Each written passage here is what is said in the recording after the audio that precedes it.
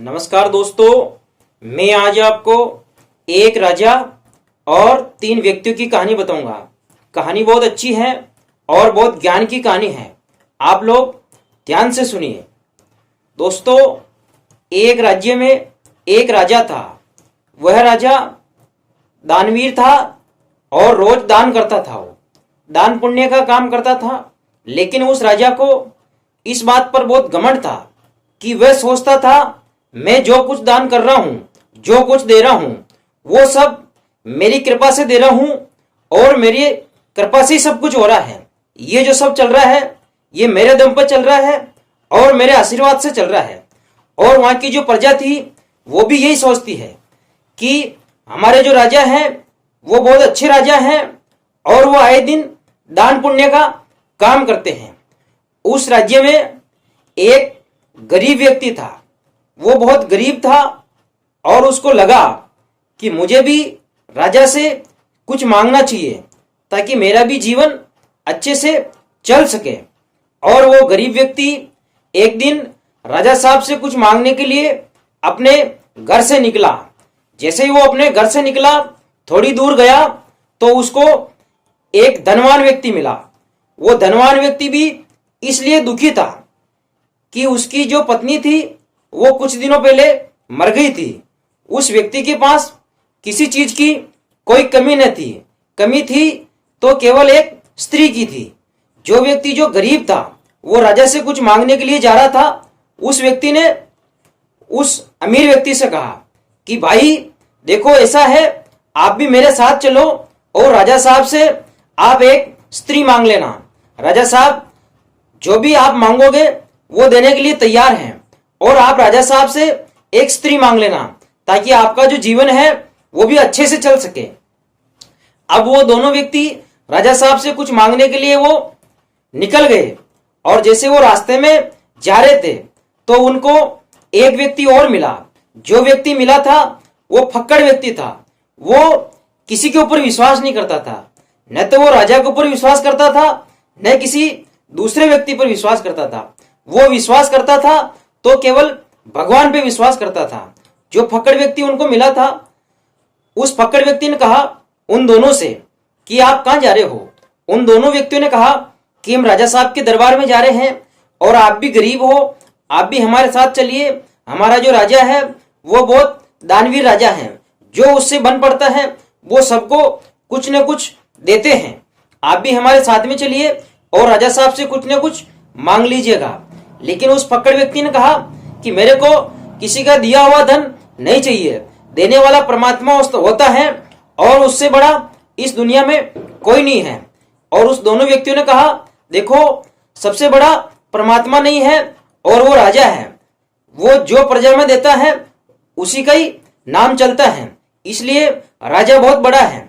उस फक्कड़ व्यक्ति ने कहा देखो, मैं आपके साथ में चलने को तैयार हूं, लेकिन मेरे को उसका दिया हुआ कुछ नहीं चाहिए। चलो मैं आपके साथ में चल लूंगा। अब वो 2 से 3 हो गए और वो तीनों राजा साहब के दरबार में पहुंचे। जैसे राजा साहब के दरबार में पहुंचे, जो व्यक्ति गरीब था वो व्यक्ति राजा साहब के सामने पेश हुआ और राजा साहब से कहा कि नमस्कार हुकम, मैं एक गरीब आदमी हूं और मेरे पास खाने पीने की कमी है और जो मेरा जीवन है वो भी बहुत दुखमय बीत रहा है। मैं आपसे उम्मीद करता हूं कि आप मुझे कुछ धन दे दीजिए। राजा साहब बहुत दयालु थे और दानवीर थे। राजा साहब ने उस व्यक्ति से कहा कि मैं आपको धन देने को तैयार हूं, मैं आपको धन दे दूंगा जिससे आपकी गरीबी दूर हो जाएगी। और राजा साहब ने तुरंत अपने मंत्री को आदेश दिया और मंत्री जी से कहा कि मंत्री जी, इस गरीब व्यक्ति को 10,000 स्वर्ण मुद्राएं दे दो। और उसको 10,000 स्वर्ण मुद्राएं दे दी। उसके बाद उसके साथ में जो दूसरा व्यक्ति था उससे पूछा राजा साहब ने कि आपका यह आने का क्या प्रयोजन है। आप भी अपनी पीड़ा बताइए मेरे को। मैं सबको दान करता हूं और मेरी कृपा से सब कुछ अच्छा चल रहा है।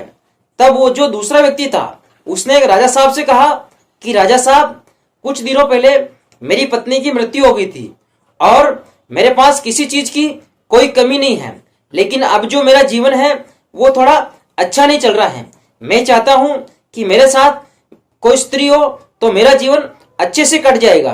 तब राजा साहब ने मंत्री को आदेश दिया कि मंत्री जी, इस व्यक्ति को एक बहुत अच्छी और सुंदर स्त्री दे दो। तब मंत्री ने उसको स्त्री दे दी। एक व्यक्ति को 10,000 स्वर्ण मुद्राएं दी, दूसरे व्यक्ति को स्त्री दी। दोनों व्यक्तियों की जो कमी थी वो पूरी हो गई थी। तब राजा साहब ने तीसरे व्यक्ति से पूछा, जो तीसरा व्यक्ति वो फक्कड़ व्यक्ति था। राजा साहब ने उससे पूछा कि भाई, आपका आने का क्या प्रयोजन है। तब उस व्यक्ति ने कहा कि राजा साहब, मुझे आपका दिया हुआ कुछ नहीं चाहिए और मैं आपसे मांगने के लिए नहीं आया हूं। मैं भगवान पे विश्वास करता हूं, देने वाला परमात्मा है और उससे बड़ा कोई नहीं है। तब राजा साहब को बहुत गुस्सा आया। राजा साहब ने उस टाइम तो कुछ नहीं कहा। राजा साहब ने कहा, ठीक है, आपको कुछ नहीं चाहिए तो ठीक है, चले जाओ आप। और वो जो तीनों व्यक्ति थे, गरीब व्यक्ति, स्त्री वाला व्यक्ति और फक्कड़ व्यक्ति, तीनों वो वापस दरबार से निकल गए और वो निकल के जाने लगे। थोड़ी दूर ही गए होंगे और राजा साहब को उधर वो चिंता सता रही थी। फक्कड़ व्यक्ति ने राजा साहब से कहा था कि सबसे बड़ा परमात्मा होता है और देने वाला वही होता है। इस बात को लेकर राजा बहुत गुस्सा हो गया था। थोड़ी देर बाद में राजा ने मंत्री से कहा, मंत्री को बुलाया कि मंत्री जी, आप सैनिक को आदेश दो, जो व्यक्ति अपने दरबार में आया था वो फक्कड़ व्यक्ति, तीनों जो जा रहे हैं उसकी गर्दन काट के मेरे सामने लेके आओ। मंत्री ने तुरंत सैनिक को बुलाया और सैनिक को आदेश दिया।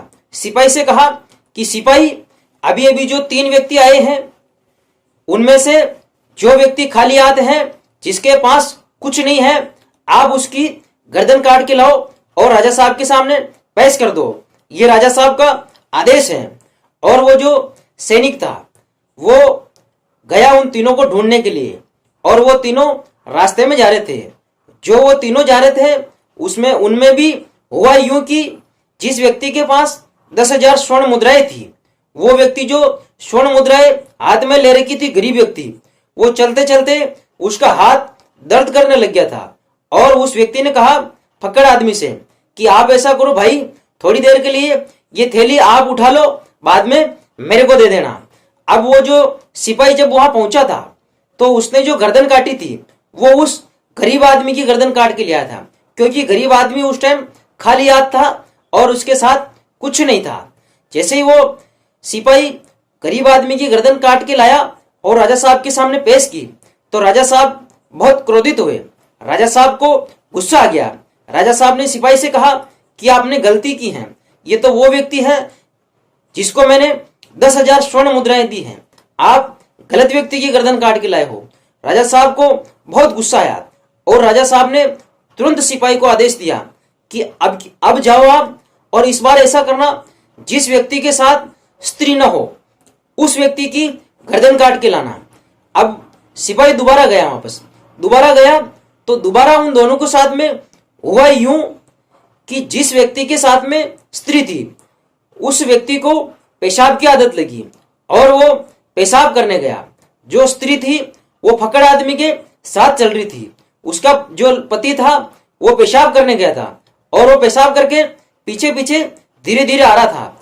और सिपाही वहां पहुंचा तो वो जो स्त्री है वो फक्कड़ आदमी के साथ थी और सिपाही ने उस व्यक्ति की गर्दन काटी जो धनवान था, जिसको राजा ने स्त्री दी थी, उसकी गर्दन काट के ले गया वो और राजा साहब के सामने पेश कर दी।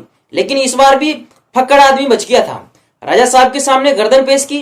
राजा साहब ने कहा कि इस व्यक्ति को तो मैंने स्त्री दी थी और आपने इसका सिर काट क्यों लाया, आपने इसका सिर क्यों काटा। तब सिपाही ने कहा कि महाराज, आपने मेरे को जैसा कहा मैंने वैसा ही किया और मैंने आपके आदेश का पालन किया, मैंने कोई गुनाह नहीं किया है। मेरे को थोड़ी मालूम है कि कौन सही है कौन गलत है। आपने कहा और मैं तो उसकी गर्दन काट के आपके सामने पेश कर दी। और राजा साहब का गुस्सा बहुत तेज हो गया था। राजा साहब का गुस्सा 7वें आसमान पर चढ़ गया था। राजा साहब ने तुरंत सैनिकों को आदेश दिए और सैनिकों को बुलाया। सैनिकों से कहा कि तुम सब जाओ और उस व्यक्ति को जिंदा गिरफ्तार करके लाओ, उसको पकड़ के लाओ। वो कहीं भी हो, जहां कहीं हो, तुम जाओ और उसको तुरंत पकड़ के लाओ।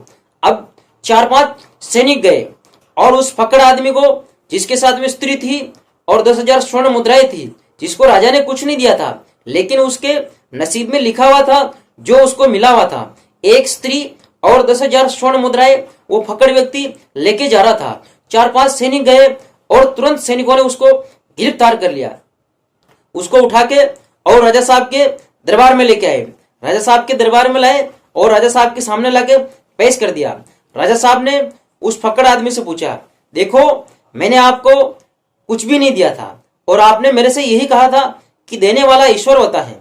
आपने सही कहा था।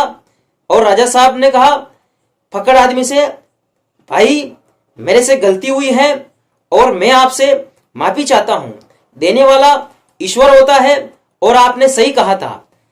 तब राजा को अपनी गलती का एहसास हुआ और वो फकड़ आदमी कहने लगा कि महाराज, मैं तो गरीब आदमी हूं, मैं तो परमात्मा के ऊपर विश्वास करता हूं और देने वाला भगवान है, उससे बड़ा कोई नहीं है। आपने मेरे को कुछ नहीं दिया और उन दोनों आदमियों को, एक को 10,000 स्वर्ण मुद्राएं दी और एक को स्त्री दी। मैं तो उनके साथ जा रहा था और जिस व्यक्ति को स्वर्ण मुद्राएं दी थी उसका हाथ दर्द करने लग गया था। उसने स्वर्ण मुद्राएं मेरे को दी थी और मैं लेके चल रहा था। जब आपका सिपाही आया था तो खाली हाथ वो था जिसने आपको स्वर्ण मुद्राएं दी थी, इसलिए सिपाही ने उसकी गर्दन काटी। और जब ये दूसरी बार आया था तो जिस व्यक्ति को आपने स्त्री दी थी उसको पेशाब की आदत लगी और वो पेशाब करने गया और वो स्त्री, हम दोनों धीरे धीरे चल रहे थे और वो पेशाब करके हमारे पीछे आ रहा था, तो खाली हाथ वो था, इसलिए उसकी गर्दन काट के आपके सामने पेश की गई। मेरे ऊपर तो ईश्वर की, परमात्मा की कृपा थी, इसलिए मेरा कुछ नहीं हुआ और उन दोनों को मरना पड़ा। उनकी गर्दन आपके सामने पेश हुई है और मैंने आपसे सही कहा था कि देने वाला परमात्मा है, वही सब कुछ करता है और उनको सब ध्यान है। तब राजा ने कहा कि भाई मेरे से गलती हुई है और उस दिन से राजा का जो घमंड था वो खत्म हो गया था और राजा को भी परमात्मा के ऊपर विश्वास हो गया था। फकड़ आदमी ने कहा, राजा साहब, आपने न तो मेरे को स्त्री दी थी न मेरे को धन दिया था, लेकिन भगवान के आशीर्वाद से दोनों मेरे को मिले। और राजा साहब ने उसको कहा कि मैं आज के बाद कोई घमंड नहीं करूंगा। और राजा साहब ने उसका स्वागत किया और उस फकड़ आदमी का सम्मान किया और सम्मान के साथ में उसको दरबार से विदा किया। दोस्तों, ये ज्ञान की कहानी है। आपको कैसे लगी? वीडियो को लाइक करें, कमेंट्स करें और चैनल को सब्सक्राइब करें। धन्यवाद दोस्तों।